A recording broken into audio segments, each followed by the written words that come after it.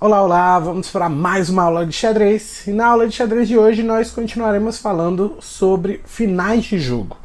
O conhecimento de final de jogo ele é muito importante para o enxadrista, para o jogador de xadrez, e ele pode trazer muitas vantagens.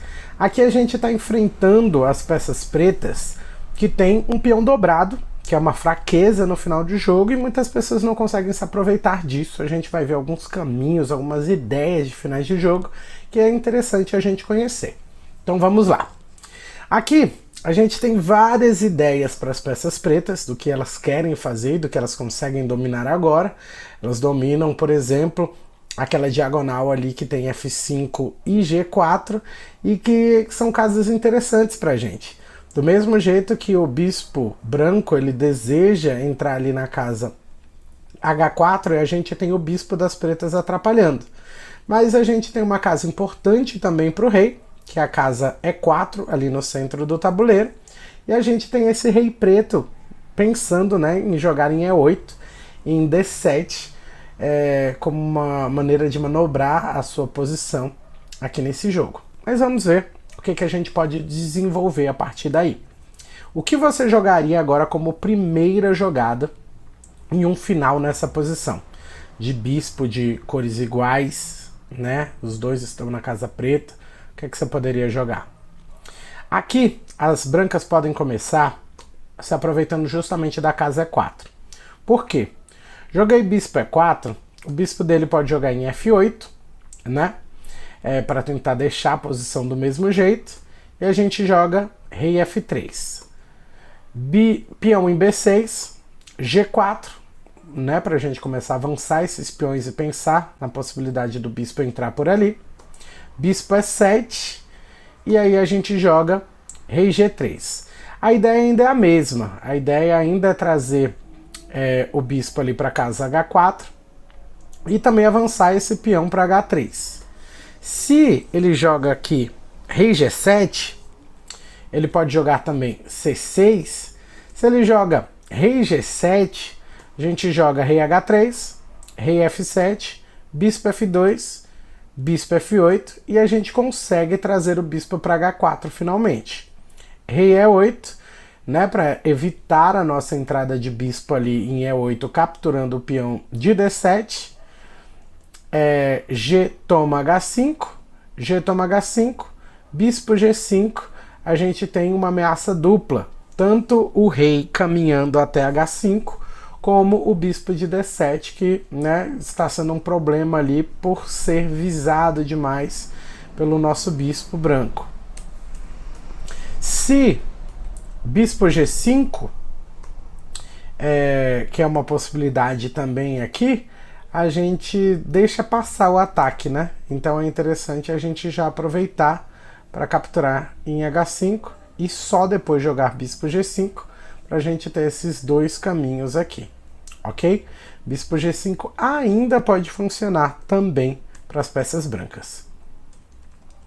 Se ao invés de rei G7 ele joga C6 aqui para, né, evitar esse ataque do nosso bispo, a gente pode jogar rei H3, pensando na mesma ideia ali, beleza? Agora o bispo deles tem uma nova casa, que é a casa D7.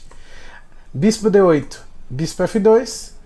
Se bispo E7, bispo H4, e depois da troca de bispos, ele troca o peão, né? Também. Só que a gente ainda tem o nosso ataque muito forte com os dois peões aqui, o peão de H e o peão de F. O peão de H vem primeiro para H4, depois para H5. Nosso rei também pode avançar para a casa G5. E a gente também tem o avanço do peão ali depois, né, de eliminarmos esse peão de G. A gente tem o avanço do peão para F5. Se ele joga em bispo C7, que é a casa nova que ele conseguiu ali, né, por conta do nosso ataque de bispo, e ele jogou C6, né, para se livrar desse problema, a gente pode tanto trocar os peões, só que se a gente troca os peões de cara, bispo H4, rei G6 é empate, né? Agora ele conseguiu acesso ali à casa F5 e a gente precisa defender esse peão e é isso, empata o jogo. Então a gente não vai capturar de cara, a gente vai jogar bispo H4, peão toma, rei G7 e a gente tem bispo F6 cheque. Agora a gente continua na ofensiva, né? Podendo trazer nosso rei para G5. Se rei H6, H3, bispo B8, bispo D8 a gente consegue invadir ali a estrutura das pretas, bispo A7 protege, mas bispo C7 a gente fica numa posição mais ativa. Rei G7, rei G5, rei F7, rei H6 e o nosso rei invadiu, né, a estrutura das peças pretas e a gente vai ter mais vantagem aqui agora. O rei das pretas ele vai precisar se mover, ou o bispo se move, e a gente consegue ou um peão na ala do rei ou um peão na ala da dama. Se ele joga rei F7, a gente tem rei G5 direto, B5 agora é uma possibilidade, né? A gente já fica mirando no peão de A5, rei H6, bispo toma 4, bispo toma 4, bispo B6, H4, bispo C7, bispo E7, a gente já quer avançar, né, esse peão, e quando a gente joga o bispo C7 é um convite, né, porque se o rei toma em E7, a gente toma em G6, rei F8, H5, bispo D8, H6, rei G8, H7 cheque, rei H8, rei F7, ele pode capturar nosso peão em H7, a gente captura em E6, né? A gente tem uma vantagem muito grande aqui.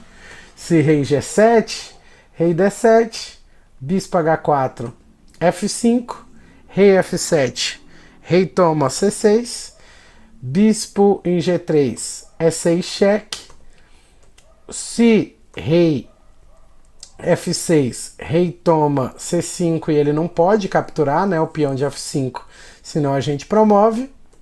Se rei E7, aqui, né, para barrar o nosso peão, a gente captura primeiro em C5, rei F6, rei C6 e a gente tem o caminho livre aqui, né, para proteger os peões e para conseguir a promoção.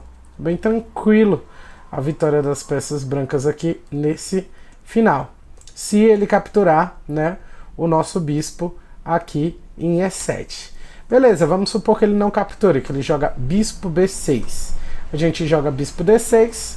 Se bispo D8, H5, G toma H5, rei toma H5. Se bispo B6 ainda, rei H6. Ele tá com um plano, né, de se aproximar do nosso bispo, mas a gente tá com um plano de atacar o peão de A5. Rei E8, rei G7, rei D7, rei F7. Aí a gente continua atacando o peão dele, ele não vai conseguir passar para o outro lado, porque a gente consegue a promoção com os nossos dois peões. Se rei E8, bispo toma C5, beleza? E aqui, se bispo A7, a gente tem o bispo C7 direto atacando o peão que já não pode ser protegido ali em A5. E são várias ideias para a gente conseguir a vitória das brancas aí e para a gente analisar também os finais de jogo. A gente vai ver mais exemplos atacando a defesa Berlim e atacando nos finais de jogo. Quais são as ideias que a gente pode desenvolver nos finais, beleza? Nos vemos na nossa próxima aula de xadrez e vamos juntos!